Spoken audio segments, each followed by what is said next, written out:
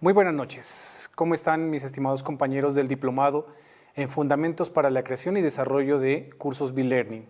Este es nuestro primer seminario online que hemos desarrollado en la Unidad de Educación Virtual para potenciar algunos de los conocimientos que hemos recibido a través del diplomado virtual. Si bien el B-Learning, la modalidad, es una de las que se está constituyendo en las universidades, en la educación superior, en algo muy importante, en una herramienta, una aliada para el maestro, hoy en día necesitamos trabajarla a conciencia y de una forma asertiva. ¿Qué nos exige esto? Nos exige que el docente de hoy necesita apoyarse en las plataformas educativas para complementar el aprendizaje que le está brindando a sus estudiantes. Es por eso que nosotros estamos realizando este tipo de cursos, de capacitaciones a los profesores, porque queremos que los profesores también incursionen mucho más en el manejo de las TIC. Entonces, si el docente sabe manejar las TIC de una manera responsable y asertiva, creo que las plataformas van a servir mucho mejor a la hora de trabajar con sus estudiantes. Actualmente nos encontramos ya en un recorrido muy, digamos que más allá del 70% del diplomado y nos falta ya muy poco tiempo para culminarlo. Nosotros creemos que este empujón que les damos nosotros a los docentes van a servir para mejorar su quehacer, es decir, que nosotros potenciamos esas capacidades, esas competencias que tiene el docente y las complemente con el manejo de las TIC. Ahora, ¿cómo vamos a trabajar en este seminario virtual? Vamos a hacer una presentación muy sencilla de cómo debe trabajarse un curso en modalidad B-Learning y algunos pormenores que de pronto puede tener esta modalidad alrededor de algún curso. De igual manera, haremos un espacio para solucionar todas sus inquietudes para que usted posteriormente pueda salir de algunas dudas que tenga frente a este conocimiento, a esta nueva modalidad que estamos tratando de incorporar dentro de la educación superior. Entonces vamos a darle inicio a la presentación y posteriormente estaremos dejando el espacio para resolver sus dudas e inquietudes. Vamos a comenzar hablando de lo que es la modalidad Blended Learning. Hagamos un repaso, un recuento de lo que estamos trabajando.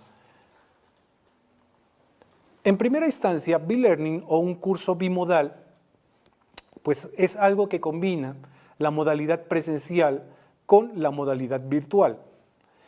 El grado de presencialidad o el grado de virtualidad puede cambiar o puede variar dependiendo del docente. Eso, digamos que queda en el manejo del docente, cómo el docente puede hacer esa distribución, ese porcentaje de presencialidad versus ese porcentaje de virtualidad. Es algo novedoso y es algo que está tomando mucha fuerza en la docencia universitaria. Se está incorporando estos cursos bimodales, en los cuales el aula virtual le sirve como un apoyo a esas estrategias de enseñanza-aprendizaje que está impartiendo el docente en el aula. Bueno, es posible que un curso que tenga un mayor componente presencial, la parte virtual únicamente puede incluir muchas veces el programa o el sílabus, de igual manera puede incorporar guías de apoyo, lecturas, vínculos a páginas web, enlaces de interés, todo lo que nosotros podamos colocarle a los estudiantes como recursos. Y también podemos colocar enlaces a bibliotecas o a recursos educativos digitales. También puede abarcar algunos foros de discusión en los cuales también se crea y se gesta nuevo conocimiento. Muchas veces el conocimiento colaborativo nos ayuda mucho a distribuir mucho mejor nuestros espacios de tiempo. Lo que queremos con los foros es que todos alcancen a participar. Muchas veces los tiempos en el aula no nos dan para eso. Entonces lo que nosotros queremos es que después o posterior a una clase el estudiante tenga un espacio para formular sus dudas e inquietudes. Muchas veces esas dudas e inquietudes no se dan en el espacio de clase, no se dan en la clase presencial, pero cuando el docente deja la actividad, es en casa cuando el estudiante ya formula sus dudas e inquietudes y muchas veces tiene que solucionarlas con los compañeros o enviarle un correo electrónico al docente o enviarle un WhatsApp o por el medio que él prefiera. Pero siempre esas dudas e inquietudes se formulan en un espacio diferente al aula de clase. Bien, esta modalidad B-Learning de un curso no requiere como el diseño instruccional en un 100%, ya que tiene al docente, lo tiene en el aula para preguntarle o para solventar alguna de la inquietud frente a alguna actividad y frente a las instrucciones de esta actividad. Pero digamos que a diferencia de un curso 100% virtual, la modalidad B-Learning no es tan exigente como para decirle al docente que tiene que colocar estrictamente todas las instrucciones de realización de actividad, aunque se recomienda que se lo haga. ¿Por qué se recomienda? Porque muchas veces en el espacio de clase, en el aula de clase, el estudiante, uno termina de dar su clase y al final da las instrucciones para la actividad. Pero ¿qué sucede? Que el estudiante se le acerca a uno, a algunos dos estudiantes, y le preguntan siempre qué es lo que tenemos que hacer, ¿sí? Es decir, no entendieron fácilmente las instrucciones y eso pasa. Entonces, por esa razón, cuando le damos las instrucciones en el aula y también complementamos con instrucciones en plataforma, el estudiante se va a sentir mucho mejor y va a solventar esas dudas para resolver la actividad. Bien, ¿cómo utilizarlo o cómo aplicar esta modalidad B-Learning?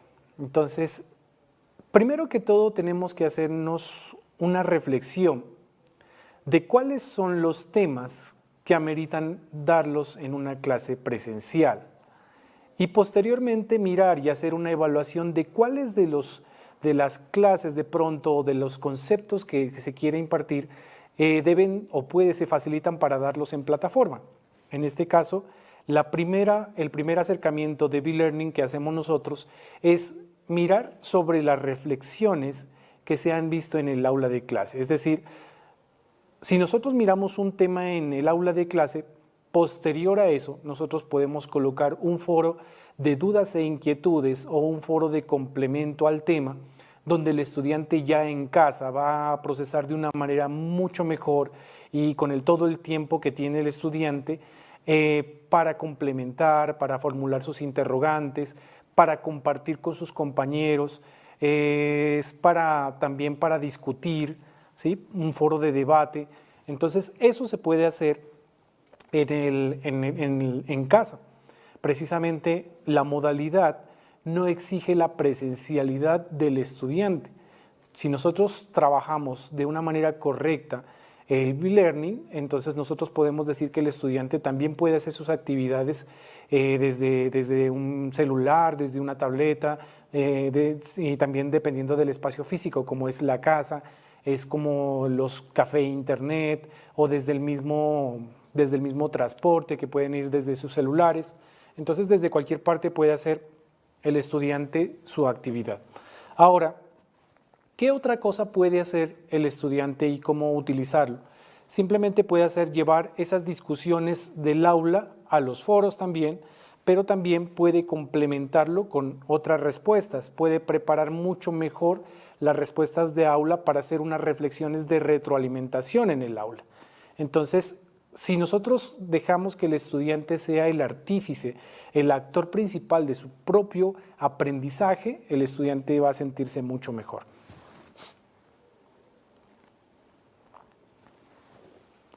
Bueno, los estudiantes pueden realizar preguntas más detalladas al profesor, es decir, muchas veces se colocan unos materiales ahí o unos apuntes, pero como no siempre sucede en el periodo de clase, el docente también tiene que mirar los tiempos y tiene que regular la forma como está impartiendo estos conceptos.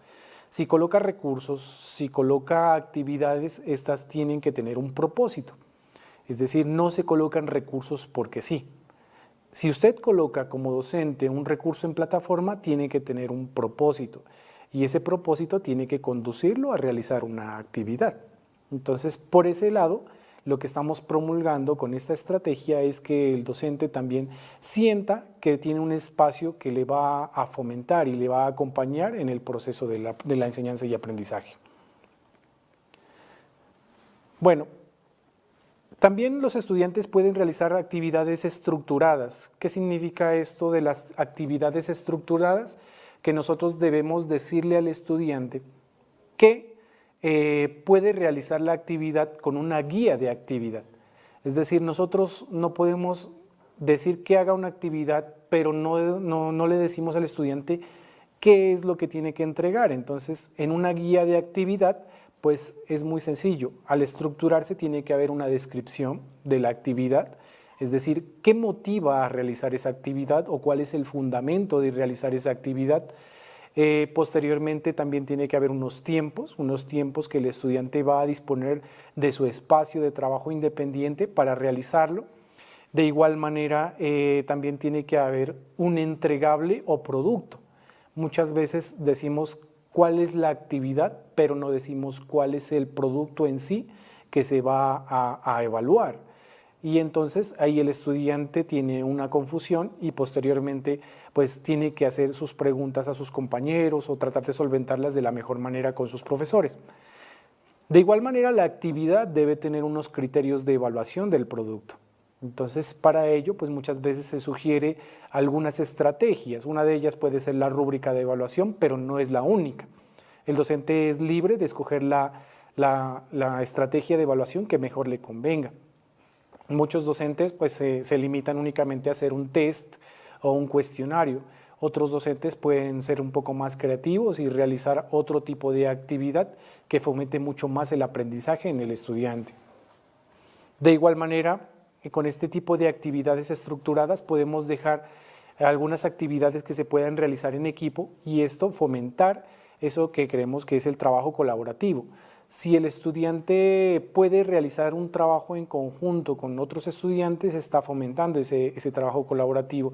Y si nosotros nos incluimos dentro de ese equipo de trabajo, pues mucho mejor. Bueno, también se ha visto que se toma la plataforma muchas veces y se coloca todos los recursos disponibles para que el estudiante complemente, es decir, son recursos extra que el estudiante va a tener, que posterior a la clase que tuvo magistral del docente, el estudiante tiene la posibilidad de complementar ese conocimiento con unos recursos que le deje el docente en plataforma. Así, el estudiante puede realizar algunos trabajos mucho mejor, con citar otras fuentes, o puede realizar un vínculo a un banco de imágenes o a un repositorio de recursos digitales educativos. El estudiante ya es muy creativo en ese sentido. Bien, en cuanto a la evaluación, nos hemos quedado, como les había comentado, únicamente con el test, es decir, con la hoja, con preguntas de selección múltiple, única respuesta, pero no le hemos dado cabida a otras estrategias que también pueden funcionar en el aula. Por ejemplo, el hecho de realizar exámenes en conjunto, ¿sí? Y a través de herramientas asistidas, tal es el caso de Kahoot. Entonces Kahoot se convierte como en un juego, en un proceso de gamificación que ya es para incorporar la estrategia del juego dentro del aula a través de esa parte que genera, ese placer que genera los videojuegos, también incorporarlos dentro del aula de clase. Es por eso que muchas veces se opta también por realizar ese tipo de juegos para que el estudiante no sienta esa presión, por ejemplo, de realizar un examen de corte parcial, por ejemplo, que muchas veces los estudiantes le temen demasiado, o muchas veces vemos estudiantes que estudian mucho y cuando llega la hora de parcial dice, me bloqueé, profesor, y no pude solucionar el examen. Entonces, y por eso les va mal, pero pues nosotros también tenemos que ser un poco más creativos e incorporar las tecnologías en favor también de la evaluación. También podemos hacer los tests temporalizados para que el estudiante los haga desde casa. Muchas veces nos limitamos a hacer los quiz únicamente en el aula, pero también se pueden hacer en casa. El estudiante los puede hacer a una hora determinada y a otra hora determinada se cierra el test y ahí mismo le va a dar la calificación o la evaluación al estudiante, ¿no? Bien, de todo esto que hemos visto, de todo este pequeño repaso, que es el propósito de este seminario virtual, lo que queremos nosotros es decirle al docente y motivarlo para que incorpore este tipo de estrategias en su aula de clase. Que no se quede con las 2 horas únicamente que muchas veces tiene el docente, sino que también se haga efectivo tanto el aprendizaje autónomo como también el trabajo independiente que tiene que disponer el estudiante. Entonces, el acompañamiento de estas plataformas virtuales le va a permitir al docente también facilitar su trabajo. Muchas veces nos hemos encontrado con colegas, con profesores que nos dicen, es que pasa que aparte de mi clase, mis estudiantes me preguntan mucho a través de correo electrónico y yo tengo que estarles respondiendo, me preguntan a través de WhatsApp, me llaman al celular y tengo que resolverles las inquietudes.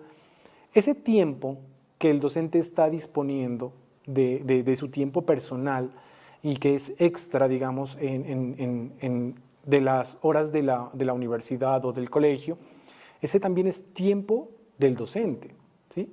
Es un tiempo personal que está disponiendo el docente en favor de la parte de la educación. Entonces, ¿qué sucede ahí? Que muchas veces también desde la parte administrativa tienen que comenzar a cambiar algunas cosas. Por ejemplo, ese tiempo que se comience a contemplar dentro de los procesos de asignación de horas, pero tiene que haber algunas condiciones en las cuales tiene que el docente compartir ese tipo de actividades. Por ejemplo, si el docente va a disponer de unas 2 horas a la semana para solución de dudas e inquietudes de sus estudiantes, esas horas deben contemplarse en su plan de trabajo. ¿Qué otra cosa? Regular los tiempos con los estudiantes de asesoría y muchas veces también disponer los medios, es decir, si el docente lo va a atender por WhatsApp, es mejor que lo atienda en plataforma virtual, porque también disponemos de herramientas tanto síncronas como asíncronas. Síncronas en el sentido del chat, por ejemplo, que es un tiempo de pregunta y respuesta al tiempo, y también de asíncronas, como en el caso de los correos electrónicos o de los mensajes en plataforma y de los foros. Es decir, que en ese caso no tenemos la certeza de que alguien nos conteste al tiempo, sino también tenemos la certeza de que nos va a contestar, pero no en el mismo periodo de tiempo en el que yo le estoy preguntando. En ese caso se denominan asíncronas. Y también lo bueno es que en la plataforma van a quedar las evidencias de que el docente sí estuvo asesorando a sus estudiantes en ese espacio de tiempo que él dice y que debe ir en su plan de trabajo. Bueno, también dentro de esta estrategia podemos ver que también nosotros podemos hacer referencia a lo que no es B-Learning. No es B-Learning, por ejemplo, el hecho de que se realice un curso 100% online. Es decir, en ese caso, el docente lo que está trabajando es la estrategia e-learning, es educación virtual, 100% virtual. Entonces, lo que queremos es, como lo habíamos comentado anteriormente, es que el docente regule el porcentaje de presencialidad y el porcentaje de virtualidad. Entonces, en ese caso, nosotros podemos mirar que se está trabajando la modalidad de una manera correcta. Bueno, otra forma que no es B-Learning, por ejemplo, cuando se utiliza la plataforma y un aula virtual, es decir, un curso, para colocar únicamente el microcurrículo o también llamado sílabus, es decir, colocamos el plan de trabajo ahí con los estudiantes, pero no colocamos nada más, es decir, les decimos a los estudiantes entren a la plataforma y ustedes van a encontrar el microcurrículo y ahí van a encontrar cómo se va a desarrollar el curso durante este semestre o este periodo de tiempo y también las estrategias que vamos a utilizar, pero no colocamos ningún tipo de recurso, es decir, ya el estudiante únicamente va a entrar al inicio de su semestre y no va a entrar más a la plataforma, entonces tampoco se convierte en una estrategia B-Learning. Cuando los cursos o los recursos que se colocan no tienen un propósito. Lo que habíamos hablado es que el docente, para colocar un recurso, tiene que saber por qué va a colocar ese recurso dentro de su área específica, obviamente. Entonces, lo que queremos es decirle al docente que si va a colocar un enlace web, que si va a colocar una infografía, que si va a colocar un video, esto tiene que tener un propósito, ¿sí? Que puede ser complementar lo visto en el aula de clase o puede ser también que los estudiantes puedan reforzar con algún conocimiento extra lo que se les brindó. Entonces también eso es válido. Y recuerden que los recursos y ese propósito nos conduce a realizar una actividad la cual sirve de refuerzo para complementar lo visto en el aula de clase. Bueno, las guías de actividad muchas veces se las coloca, pero no son claras. Una guía de actividad debe tener también una estructura bien definida, como lo habíamos comentado anteriormente, y lo clave, pues obviamente, es que exista un producto o entregable muy claro, muy bien definido, y también unos criterios de evaluación sobre los cuales se va a basar el docente para evaluar ese producto o entregable. Y también, pues obviamente tenemos muchas veces una problemática, y es que el docente también tiene ciertas dificultades en el manejo asertivo de las tecnologías y de la plataforma. Por lo tanto, nosotros necesitamos que ese docente incursione mucho más en la parte de las TIC y que se deje complementar, digamos, o ayudar o encontrar el soporte adecuado en las plataformas LMS, como es el caso de Moodle, ¿sí? En este caso, pues nosotros queremos que el docente encuentre un aliado fundamental en la tecnología y que las plataformas optimicen su trabajo, le ayuden, y de ninguna manera pues queremos que el docente se vea más recargado de trabajo. Simplemente queremos que el docente se vea facilitado y que ya, por ejemplo, no siga utilizando o dejando fotocopias, sino que los recursos se coloquen en plataforma, que el docente, por ejemplo, no pida un aula audiovisual para ir a ver un video con sus estudiantes. Es mejor colocar el link del video en la plataforma o el video en plataforma y posteriormente utilizar el espacio del aula de clase para hacer la retroalimentación respectiva sobre el material audiovisual que le dejó el docente.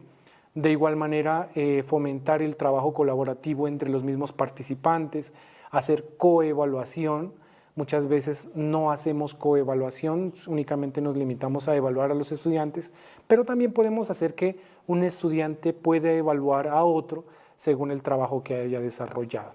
Entonces, sin más, este es como el refuerzo que nosotros necesitamos dentro de la parte de B-Learning.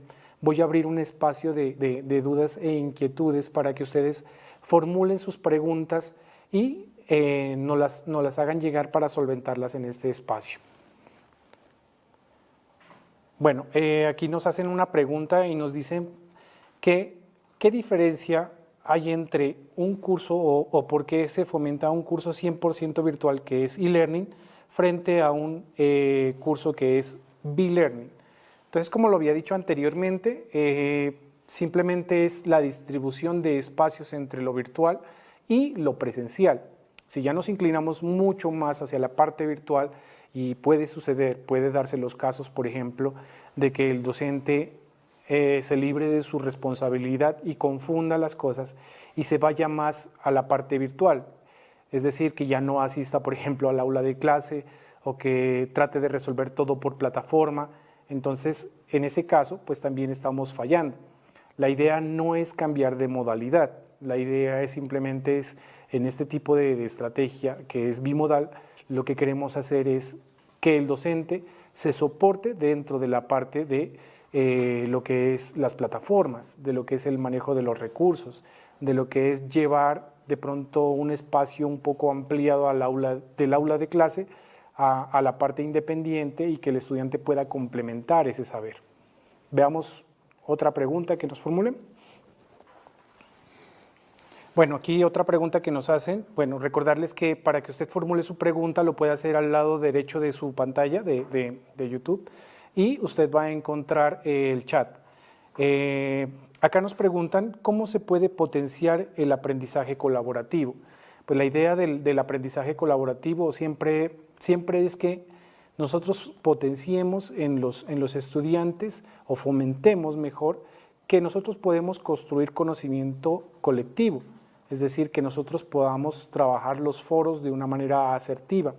Si bien el foro muchas veces plantea debates sencillos donde el docente puede formular preguntas, También los estudiantes pueden responder a esas preguntas, pueden argumentar, pueden debatir, pueden estar a favor, pueden estar en contra, pero muchas veces también se cae en el error.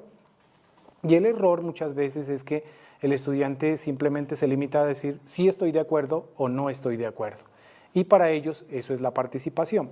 Lo que tenemos que hacer es enseñarles a ellos que un foro, pues obviamente es leer todo el hilo de los foros para que de pronto no se escriba lo mismo. Muchas veces los estudiantes están, digamos, trabajando, copiando y pegando las cosas de la misma parte, pero no están argumentando desde su ser, es decir, no están trabajando a conciencia, simplemente se están llevando a la estrategia copiar y pegar. Entonces, eso también es un problema, un inconveniente. Entonces, como docentes, lo que tenemos que decirle al estudiante es que se abra esos espacios de discusión, pero que cuando se esté a favor o que se esté en contra, se debe hacerlo con argumentos. De tal manera que el docente cuando lea, pues se puede dar cuenta que si el estudiante tiene apropiación o no tiene apropiación de ese conocimiento. Veamos otra pregunta.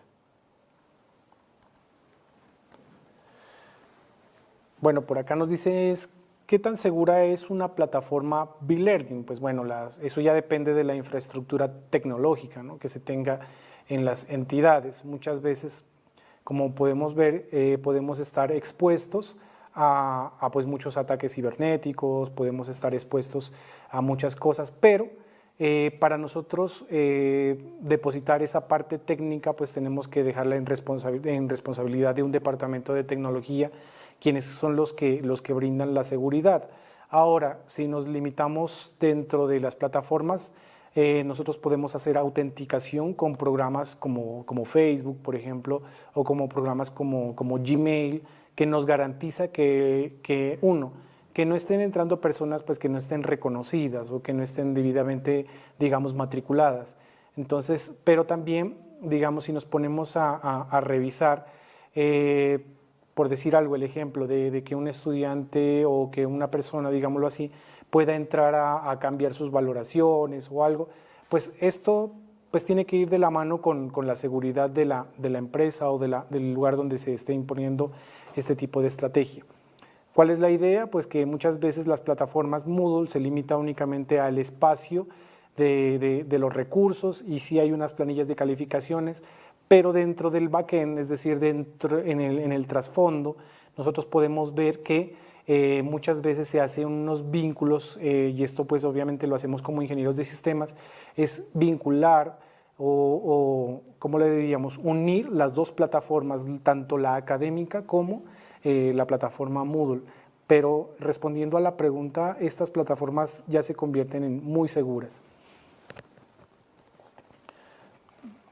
Bueno, aquí nos hablan de edad recomendable para implementar una estrategia B-Learning en los estudiantes.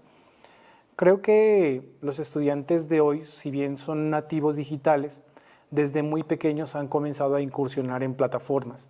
Entonces podemos ver que muchas veces ya en los jardines, en primero de primaria, en transición, ya los estudiantes están trabajando con sus computadores, con sus tabletas, y eso hace que los estudiantes también comiencen a incursionar dentro de plataformas educativas. Si bien ellos no trabajan con unas plataformas, digamos, tan elaboradas o tan robustas como Moodle, como Blackboard, como Atutor, ellos trabajan con otros recursos educativos que son más hechos para niños, ¿sí? Por ejemplo, en el caso de Chamilo, en el caso de otras plataformas que pueden potenciar también el trabajo de los estudiantes desde pequeños, pues obviamente para que ellos comiencen a trabajar la parte de educación virtual.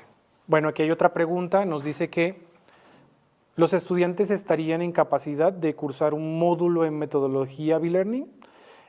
Sí, los estudiantes sí pueden cursar, e inclusive hay casos donde se combina toda la estrategia, digamos, un módulo completo en metodología B-Learning, pero pues obviamente, como habíamos dicho, quien es el responsable de mirar toda la parte de porcentajes en cuanto a presencialidad y virtualidad, pues es el docente. Entonces, el estudiante cumple una función vital y es que tiene que en él trabajarse lo que es la responsabilidad y el aprendizaje autónomo. Muchas veces, pues bueno, en estos casos de la presencialidad no existen esos problemas, más se dan es en la parte donde es 100% virtual, que el estudiante pues carece de acompañamiento, digamos, o no tiene a quién preguntarle, ese choque, digamos, que hay entre esa modalidad que tenemos nosotros y estamos acostumbrados a que esté una persona al frente, siempre diciéndonos, orientándonos, pero en el caso de e-learning no está. Entonces también en él tiene que trabajarse potenciarse ese trabajo autónomo para que él pues sea el artífice de su propio aprendizaje. Ahora, si hablamos de e-learning, pues los estudiantes pueden trabajar inclusive pues en todos los cursos, pero pues también vamos a tener algunas dificultades en el periodo de transición. ¿Qué sucede? Que si, digamos, pongamos un ejemplo, los docentes están trabajando, digamos, en un semestre, varios docentes, 3, 4 docentes, y los docentes comienzan a replicar, digamos, o a repetir actividades. ¿Qué sucede ahí? Que el estudiante se va a ver saturado de las mismas actividades en diferentes cursos. ¿Qué va a pasar con el estudiante? Pues que el estudiante va a sentir que se lo satura en alguna forma, pero también eso debe estar planificado. Es decir, yo no puedo decirles a los estudiantes, realíceme un mapa conceptual en Mindomo, pero sin haber estado planificado dentro del sílabus o dentro del microcurrículo. Entonces, todo eso viene desde allá, todo tiene que planificarse para que el estudiante posteriormente no sienta que hay improvisación dentro de la designación de las actividades que se le está dejando. Bueno, por acá nos dicen, es conveniente integrar varias herramientas digitales en un curso e-learning, todas las que se puedan, ¿no? Los recursos digitales hoy en día nos dan la posibilidad de trabajar con herramientas web 2.0 y eso nos facilita el aprendizaje. Es decir, si bien estas herramientas tienen un problema muchas veces, y es que algunas son gratuitas, otras simplemente nos dan a periodo de demostración por un tiempo determinado, otras se limitan a darnos simplemente hasta cierto tipo de actividades y de ahí en adelante son pagadas, pero se pueden trabajar, se pueden desarrollar en el caso de Storyboard, en el caso de Pixton, en el caso de Mindomo, en el caso también de herramientas 100% gratuitas como en el caso de Canva. Esta herramienta muy fabulosa porque también permite es que el docente no sea experto. No queremos que el docente sea un experto, sea un diseñador gráfico, sea un ingeniero de sistemas, simplemente que el docente tome lo que ya está construido y lo ponga en pro de su quehacer docente. Muchas veces el docente se ve limitado porque dice, no, es que yo no soy diseñador gráfico, pero con esta herramienta Canva, pues que son herramientas muy fáciles que han incorporado estrategias de tipo en tecnologías HTML5 y tecnologías que son de drag and drop o de arrastrar y soltar, que nos va a permitir a nosotros, digamos, trabajar con plantillas ya establecidas y que el docente pues no tiene que tener conocimientos, digamos, muy profundos de diseño gráfico, simplemente lo esencial para que el estudiante, el docente pueda realizar sus recursos, sus mismos recursos, lo mismo con Wix, con Jimdo, por ejemplo. Entonces, entre más herramientas el docente tenga, pues va a haber un curso con mucha mayor versatilidad y digamos que el docente va a tener de dónde escoger y también un abanico de posibilidades para realizar, ¿no?, con sus estudiantes. Por acá nos dicen un aspecto fundamental en la formación es la retroalimentación o el feedback para crear el aprendizaje significativo. Obviamente esto es muy importante. Si nosotros nos ponemos a pensar en el docente, muchas veces nos hemos saltado los principios básicos que son la fase preinstruccional, lo coinstruccional y lo postinstruccional. Obviamente la retroalimentación está en la parte postinstruccional. Recordemos un poco, lo preinstruccional, que tendría que ver la motivación, la contextualización, es decir, decirle al estudiante antes de tocar el tema se va a tratar ese tema. En la parte coinstruccional, pues es decirle ya darle todos los conceptos al estudiante con todas las estrategias posibles. Y la fase postinstruccional nos hemos limitado únicamente a la evaluación. Pero entonces en esta parte, ahí viene la retroalimentación, el resumen, el repaso al entrenador, es decir, nosotros necesitamos decirle al estudiante qué se miró, ¿sí?, a manera de resumen o a manera de síntesis y por qué se lo revisó. Entonces, antes del periodo de evaluación.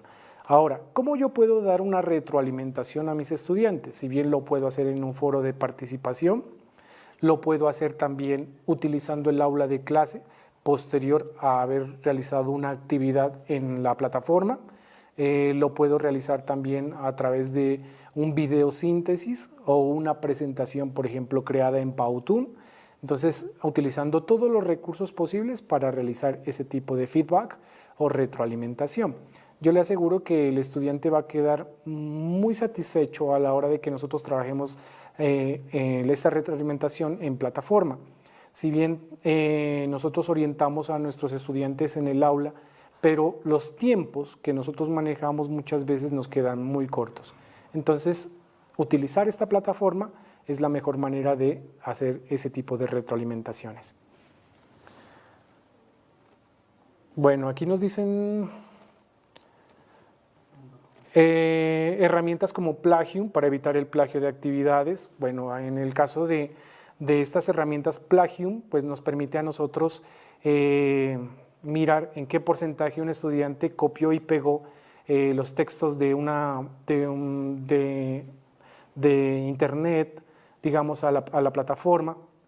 De igual manera hay otra herramienta que está vinculada a la plataforma, en el caso de Moodle, se llama Turnitin, y esta herramienta también le dice de qué fuente, de qué páginas fue extraído y en qué porcentaje fue extraído. Es decir, que usted puede saber qué tanto es de su estudiante como qué tanto es del autor de ese texto. Y es más, pues si el estudiante no lo referenció, no imprimió de dónde tomó ese documento, pues obviamente va a tener problemas, porque si bien recordemos la propiedad intelectual es algo que se está manejando mucho en la web, y también nosotros debemos tener mucho cuidado con imágenes, con videos, con textos que tomemos de la web y que muchas veces pueden causarnos problemas a la hora de no referenciarnos, ¿no? Porque si bien no lo referenciamos, estamos asumiendo que somos los autores de ese trabajo. Ahora, ¿qué estrategias pueden utilizarse para evitarlo en las actividades planteadas en B-Learning? Pues obviamente nosotros no podemos impedir que los estudiantes copien y peguen. Eso es lo que fomentamos, ¿sí? Si bien estamos trabajando esa parte del construccionismo, ¿sí?, que el estudiante sea el autor de sus propias actividades y que construya él todo lo que nosotros estamos realizando o lo que le estamos dejando en clase. Entonces, no podemos decirle al estudiante no copie y pegue. Más bien lo que tenemos que hacer es fomentarle en él todos los valores y todo lo axiológico pertinente para que él, digamos, respete esos derechos de autor. Decirle que la web, pues si bien no es de nadie, pero también es de todos. Pero al yo colocar un recurso, si yo coloco un recurso en línea, significa que lo estoy poniendo en conocimiento de todo el público. Pero muchas veces nosotros no lo referenciamos. Las mismas presentaciones de PowerPoint no se referencian y eso pues también es un problema, porque cuando les presentamos a nuestros estudiantes una presentación de diapositivas, nos damos cuenta que está llena de imágenes, está llena de textos, pero en ningún momento estamos referenciando de dónde está tomada, ¿no? Entonces, más que fomentar esa cultura, fomentar la cultura de respetar los derechos de autor de las personas que han colocado información en la web. Bueno, aquí nos hablan y nos dicen que si es necesario contemplar múltiples estrategias de evaluación. Sí, pues obviamente tenemos que variar ese tipo de estrategias. Como les digo, como docentes nos hemos limitado a realizar test, ¿sí? Pruebas de selección múltiple, única respuesta, y eso también para complementar el sistema. Si bien, por ejemplo, en las universidades están las pruebas Saber Pro, en los colegios las pruebas Saber Tercero o cualquiera de ellas, y supuestamente pues estamos preparando a nuestros estudiantes para ese tipo de pruebas. Pero pues yo creo que entre más creativo sea el docente con sus evaluaciones, pues le va a ir mucho mejor. Eso sí, pues sin decirle que deje a un lado la preparación a sus estudiantes en ese tipo de pruebas, pero también el docente tiene que ser creativo a la hora de realizar un parcial. Por ejemplo, realizar parciales en conjunto. Como les estaba comentando, esta herramienta Kahoot, por ejemplo, al estilo de esos programas de concurso de la televisión, le está ayudando al estudiante a potenciar su conocimiento. Al mismo tiempo, el trabajo en equipo, el estudiante está desarrollando esa habilidad, y también lo que podemos hacer con Kahoot es que el estudiante puede realizar, por ejemplo, parciales en conjunto. Eso no lo habíamos visto, pero pues obviamente dentro del proceso de la gamificación lo que se busca es eso, ¿sí? Que el docente comience a innovar con este tipo de herramientas, ¿no? Bueno,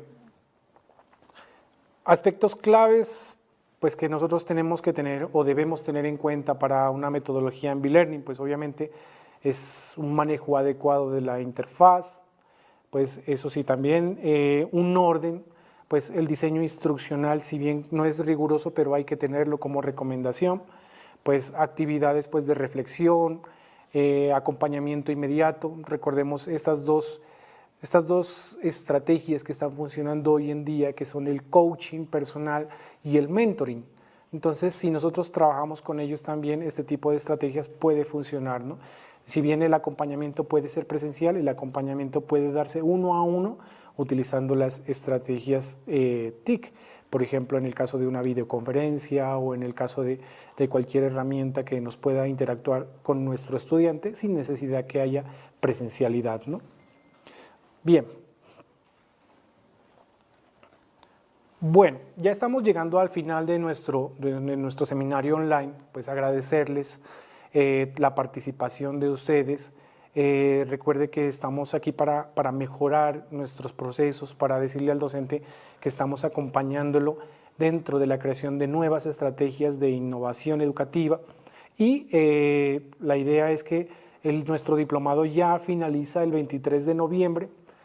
Queremos que se actualice, queremos que los estudiantes que de pronto no hayan culminado el 100% de sus actividades se pongan al día, y los videos que le vamos a poner en la plataforma para que usted también pueda desarrollar actividades con esta, y para que usted también pueda desarrollar algunas de las estrategias que les he comentado aquí en este seminario. Y también vamos a poner a disposición de ustedes este espacio para que usted pueda desarrollar estos videos de esta forma con sus estudiantes, es decir, para que pueda motivar a sus estudiantes, para que pueda dirigirse a ellos en un espacio diferente al aula de clase, y así fomentar también las estrategias B-Learning. De nuestra parte, pues muchísimas gracias. La unidad de educación virtual está a disposición de ustedes.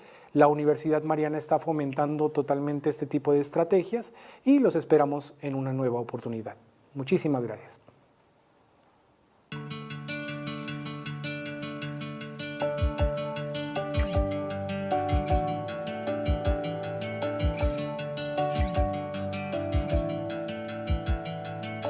El grado de virtualidad puede cambiar o puede variar dependiendo del docente.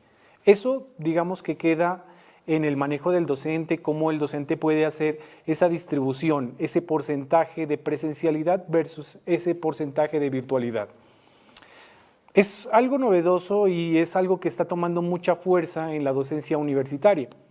Se está incorporando estos cursos bimodales, en los cuales el aula virtual le sirve como un apoyo a esas estrategias de enseñanza-aprendizaje que está impartiendo el docente en el aula. Bueno, es posible que un curso que tenga un mayor componente presencial, la parte virtual únicamente puede incluir muchas veces el programa o el sílabus. De igual manera puede incorporar guías de apoyo, lecturas, vínculos a páginas web, enlaces de interés, todo lo que nosotros podamos colocarle a los estudiantes como recursos. Y también podemos colocar enlaces a bibliotecas o a recursos educativos digitales. También puede abarcar algunos foros de discusión en los cuales también se crea y se gesta nuevo conocimiento. Muchas veces el conocimiento colaborativo nos ayuda mucho a distribuir mucho mejor nuestros espacios de tiempo. Lo que queremos con los foros es que todos alcancen a participar. Muchas veces los tiempos en el aula no nos dan para eso. Entonces lo que nosotros queremos es que después o posterior a una clase el estudiante tenga un espacio para formular sus dudas e inquietudes. Muchas veces esas dudas e inquietudes no se dan más allá del 70% del diplomado y nos falta ya muy poco tiempo para culminarlo. Nosotros creemos que este empujón que les damos nosotros a los docentes van a servir para mejorar su quehacer. Es decir, que nosotros potenciamos esas capacidades, esas competencias que tiene el docente y las complemente con el manejo de las TIC. Ahora, ¿cómo vamos a trabajar en este seminario virtual? Vamos a hacer una presentación muy sencilla de cómo debe trabajarse un curso en modalidad B-Learning y algunos pormenores que de pronto puede tener esta modalidad alrededor de algún curso. De igual manera, haremos un espacio para solucionar todas sus inquietudes para que usted posteriormente pueda salir de algunas dudas que tenga frente a este conocimiento, a esta nueva modalidad que estamos tratando de incorporar dentro de la educación superior. Entonces vamos a darle inicio a la presentación y posteriormente estaremos dejando el espacio para resolver sus dudas e inquietudes. Vamos a comenzar hablando de lo que es la modalidad Blended Learning. Hagamos un repaso, un recuento de lo que estamos trabajando. En primera instancia, B-Learning o un curso bimodal, pues es algo que combina la modalidad presencial con la modalidad virtual. El grado de presencialidad